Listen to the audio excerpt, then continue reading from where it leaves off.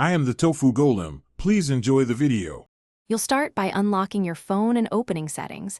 This gets you directly to the controls. Next, tap Display or Screen Settings to access the display controls where Timeout lives.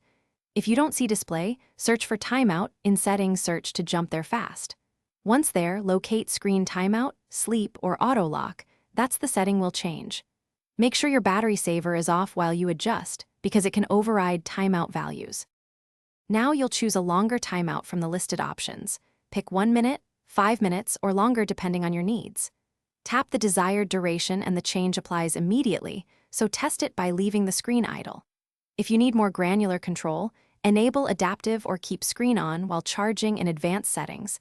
Developers can use stay awake via developer options. Make sure to balance convenience with battery life. Longer timeouts use more power. Finish by verifying the new timeout. Leave the phone idle and confirm the screen stays on for the chosen duration. If the setting reverts or won't apply, restart the phone and check again.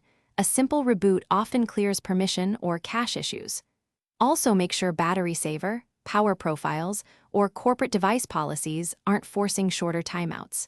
If nothing works, reset display settings or contact support, but first try toggling battery saver off and reapplying your preferred timeout.